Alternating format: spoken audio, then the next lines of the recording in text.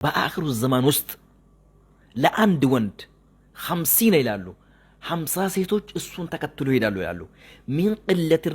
ሚን ቅለት ኒሳኢ ወከስረት ሪጃል ከወንዶች ከሴቶች ብዛት የተነሳ ከወንዶች ማነስ የተነሳ ወይ አማርኛ።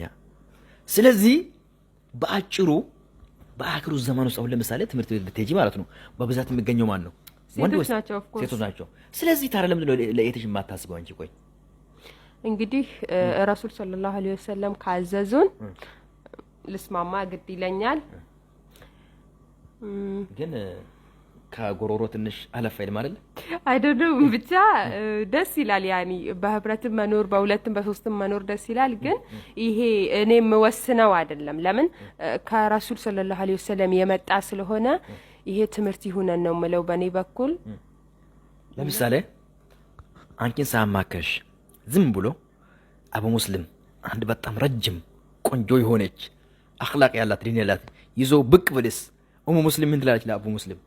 ኦኬ ሚስቱ እንደሆነ ሲነግረኝ ማለት ነው። ሐቂቃውን ንገረኝ እንግዲህ ሰዓት ዋሽኝ። ሲሪየስ ማመን አልችልም። ለምን አንደኛ ነገር አላማከረኝም፣ ሁለተኛ ነገር ደግሞ እሱ እኔ እንደሚያገባ ሁሉ ነገር አላቅም። ለምን እኔም ብቻ እንደሚያኖረኝ ነው የማውቀው ማለት ነው።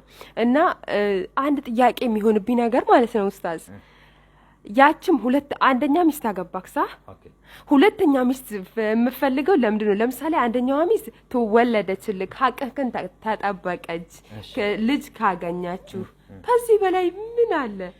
ጥሩ ነው፣ መልካም ነው። ረሱል አለይሂ ሰላቱ ወሰላም እንዳስተላለፉት ምን ይላሉ? ተዘወጁል ወዱደል ወሉዳ ፈኢኒ ሙካፊሩን ቢኩሙል ኡመም የውመል ቂያማ።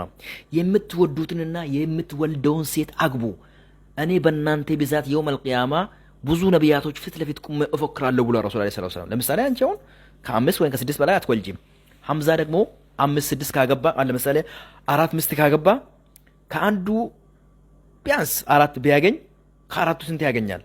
ወደ 10 ምናምን ወደ 20 ምናምን ነው። ሳህ ወላላ ለምርጥ ዘር ነው እንደምፈልጋቸው ለምርጥ ዘር ነው እንደምፈልጋቸው። ያው እንግዲህ ሐዲሱ እኮ ነው። ረሱል ሰለላሁ ዐለይሂ ወሰለም ምን ብለዋል? በእናንተ ብዛት ነው እኔ የውመል ቂያማ በርካታ ነቢያቶች ፊት ለፊት ቁሜ የሚፈክሩ ብለዋል። እንግዲህ ይሄ አይዋጥልሽም? ይሄ ሊዋጥልኝ ይችላል ግን የሆነ ነገር አለ በውስጥ።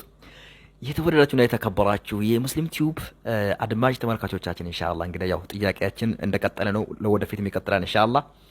ደስ ካላችሁ ላይኳን ጫን አድርጉ፣ ካላላችሁም ደግሞ ዲስላይኳን እንትን እያደረጋችሁ ኢንሻአላህ ሼር ኮሜንት ጀዛኩሙላህ ኸይር። አሰላሙ አለይኩም ወራህመቱላሂ ወበረካቱ።